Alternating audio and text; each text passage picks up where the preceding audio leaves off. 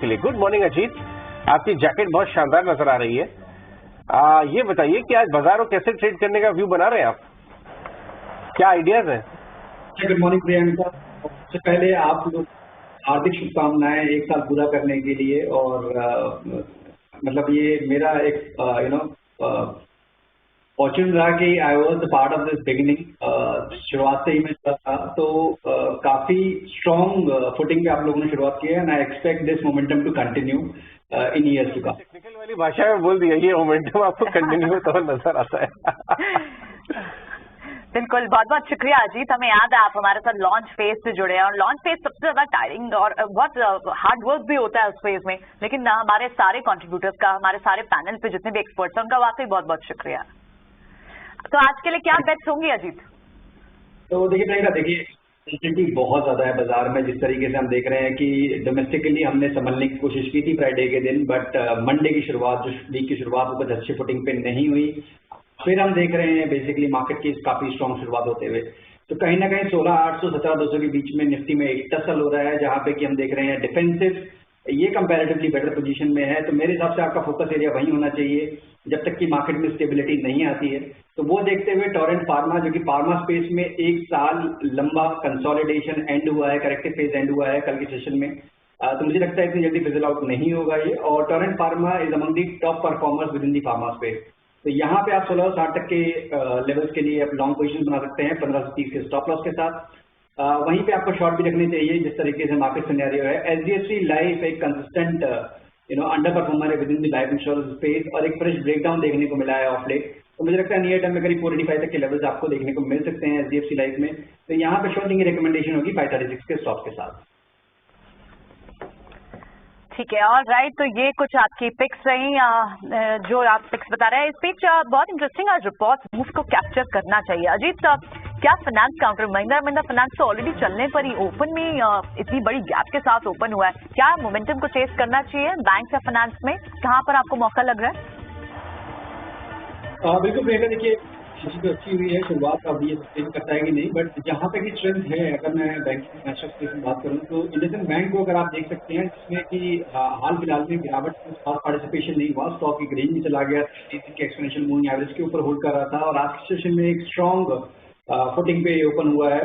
तो इंडिकेशन क्या है कि करीब 1250 12,000 तक के लेवल्स आपको शॉर्ट टर्म में देखने को मिल सकते हैं इसमें। तो यहाँ पे आप एक लॉन्ग पोजीशन बना सकते हैं 1170 के स्टॉप लॉस के साथ। इनफैक्ट मैं आपको बताऊं कि जितना SGX Nifty 200-250 point SGX Nifty दिखा रहा था, उसके बाद भी 50 पॉइंट ऊपर है हम।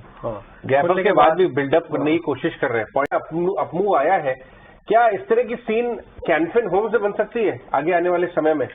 क्योंकि यहाँ पे वही था, कुछ एक बहुत नेगेटिव इवेंट की वजह से शॉर्टिंग हुई थी, पोर्टफोलियो सेलिंग हुई थी, और वहां से रिकवरी आती हुई नजर आ रही है। कैनफिन होम्स में क्या पोजीशन लेंगे आप?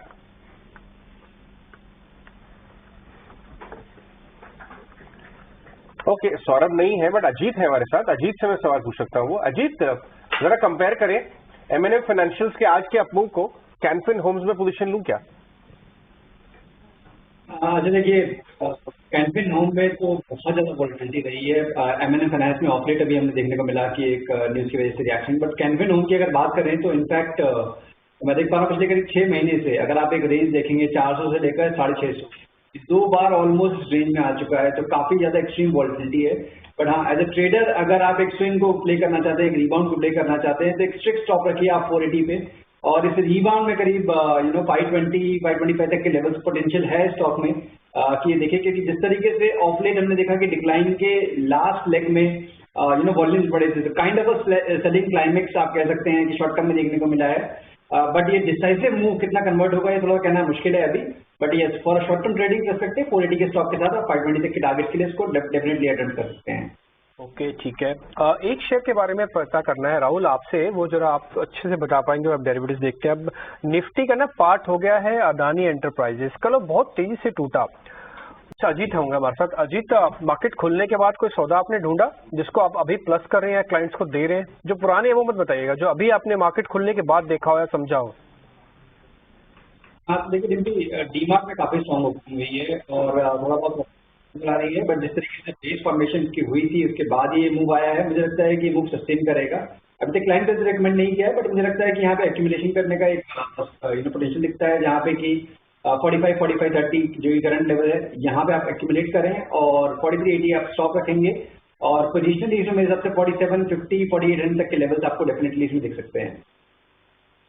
राइट, तो big move 1000 point almost Nifty bank पर आपको दिख रहे हैं आज के दिन में 2.5% की इंट्रा गेन्स। यानी कल जिस तरह के बाजार के मोमेंटम में हम गए थे क्लोज करके, वहां एक कन्विक्शन दिख ही नहीं रही थी, लेकिन वहां पर जिसने गट्स दिखाकर कॉल्स ली होंगी, प्लस किया होगा, वो आज जाहिर तौर पर BTST को एंजॉय जरूर करा होगा। 17,200 के ऊपर आप इस वक्त दिख रहे हैं। पूरी तरह से बाजार पर आज अब नवमी का भी जोश है और शनिवार एनिवर्सरी का जो पार हुए ने बहुत अच्छा। ये बाजार जो आतिशबाजी कर रहे हैं हमारी एनिवर्सरी को मना रहे हैं, ये कह रही है। मैं ये दोनों चीजें कह रही हूँ, शायद नवमी का भी है और साथ ही बिल्कुल। लेकिन चलिए, मुनाफा होना चाहिए देखिए हमारे व्यूअर्स का, सबसे बड़ी बात है पैसा बनना चाहिए। तो इस पैसे बनने की इस कोशिश में एक बार ये भी देख लेते हैं, हमारे साथ अजीत भी हैं, राहुल भी हैं, उनसे समझते हैं। अजीत, बैंक्स पर हम देख रहे हैं इंडसइंड बैंक 4.5% की मूव 1200 के ऊपर। जब पहले ये शुरुआत, जब 1000 के ऊपर जब चलना शुरू हुआ, ज्यादा तो पुरानी बात नहीं है, कुछ हफ्तों पहले की बात है, तो अच्छी मोमेंटम दिखाई थी, बीच में ब्रीदर लिया। अब क्या फिर से उसी तरह की चाल दिखाने के लिए रेडी है? क्या यहाँ से भी एंट्री पॉइंट बनते हैं? 1200 के पास ऑलरेडी है। बिल्कुल, देखिए यहाँ पे जैसे हमने बात की थी कि प्राइवेट बैंक्स में काफी स्टेबल लग रहा है। पास्ट का इसका जो अगर आप देखेंगे तो एक रेंज में ज्यादा ट्रेड करता था, अंडर परफॉर्म करता था with in private banking space, तो वो चीज अब मेरे हिसाब से फेड आउट हो गई है। जो डिक्लाइन में भी इसने पार्टिसिपेट नहीं किया, तो इंडिकेशन तो ये है कि अब जो डिप था वो ओवर हो चुका है। अब यहाँ से दोबारा से अपनी ट्रेंड रिज्यूम करेगा और पोटेंशियली है करीब 1200 से 1300 तक के लेवल। साथ ही साथ एक दूसरा स्टॉक जो मेरे रडार पे भी आया है, L&T। यहाँ पे भी देखिए एक काफी अच्छी करेक्शन के बाद एक बेस फॉर्मेशन का कंप्लीशन एंड होते हुए दिख रहा है। स्टॉक रिक्लेम कर रहा है अपना 20 days of expansion moving average. तो यहाँ पे 1850 के स्टॉक के साथ 1950 तक के टारगेट्स के लिए आप यहाँ लॉन्ग कर सकते हैं।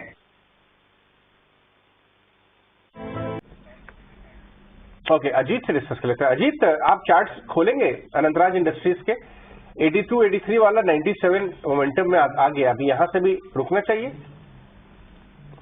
तो बिल्कुल ऐसे देखिए लंबा अंडर परफॉर्मेंस है स्टॉक का। 2007 से अगर आप बात करें तो एक जो लॉन्ग टर्म डाउन ट्रेंड है वो 2021 में जाके एंड हुआ और अब हम देख रहे हैं कि एक हायर हाइज फॉर्म हो रहे हैं, not only on short term time frame but आपके बड़े टाइम फ्रेम पे भी।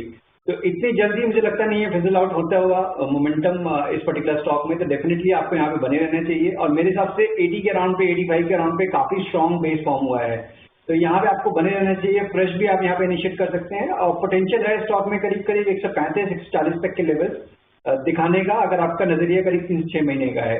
तो 80 के स्टॉक के साथ definitely you can attempt to go long. Real estate space में ये एक वाइब्रेंट इसलिए भी रहेगी है ना क्योंकि लास्ट सीरीज आपको याद होगा तो जो सबसे वीकेस्ट, जिन्होंने सबसे नेगेटिव रिटर्न ज्यादा दिया गिरने वाले सेक्टर में, दूसरे नंबर पे तो रियल एस्टेट था। सबसे ज्यादा शॉर्ट इस सिस्टम इस स्पेस में बने लास्ट सीरीज की block deal IDFC first bank के अंदर हुई है, जो कि अभी 52 रुपए का चल रहा है। और ये बात आप बिल्कुल ठीक कह रहे हैं। एक्चुअली मैं एक बार अपने चार्ट पे आपके स्क्रीन पे दिखा देता हूँ, उसमें आपको काफी हद तक क्लियर हो जाएगा। जिस बेस पे हमने पहले भी ऑलरेडी एक मेंशन किया हुआ है ना, उसी बेस से वापस बार बार हमको सपोर्ट मिलता है। अजय, अब ये अच्छे से फिक्स हो जाएगा कि मैनेजमेंट ने ये बोला कि हम कभी नंबर्स खराब नहीं दिखाएंगे। चार्ट ये बताता है कि 45, 45, 44 के नीचे कभी ये जाएगा नहीं। और आप कमेंट्री की ना, आप बॉडी लैंग्वेज देखिए। मैंने निकुल तो बहुत समय बिता के आए, हमने चलाए भी चैनल पे। इस समय टेक्निकल और फंडामेंटल्स इसमें मजबूती की तरफ दर्शा रहे हैं, बहुत अच्छे से बने हुए हैं। तो ये अजीत IDFC और IDFC फर्स्ट बैंक दोनों में आपको किसमें ज्यादा कंफर्ट आ रहा है, इस भाव से भी अगर पोजिशनल बेट ली जाए तो? देखिए ऐसे दोनों ही काफी स्ट्रॉन्ग फुटिंग पे हैं, बट अगर IDFC को मैं एक प्रेफरेंस दूंगा कंसिडरिंग कि 2008-7 का जो हाई था उसके जो बाद के जितने भी हाईज हैं अगर आप उनको ज्वाइन करेंगे तो आपको एक पिवट मिलेगा जो करीब 65-68 के अराउंड पे था, जहां पे कि लास्ट रैली में इसने टेस्ट किया और उसके बाद से कंसोलिडेशन देखने को मिला, बट उस लेवल को इसने इस बार होल्ड किया है और अब ऊपर की तरफ निकल रहा है। तो मुझे लगता है कि काफी लंबे अंडर परफॉर्मेंस के बाद ये ट्रेंड रिवर्सल हो रहा है, तो ये डेफिनेटली आपको नियर टर्म में करीब 75-80 तक के जोन दिखाने में I will not be surprise की आपको दिखा देगा।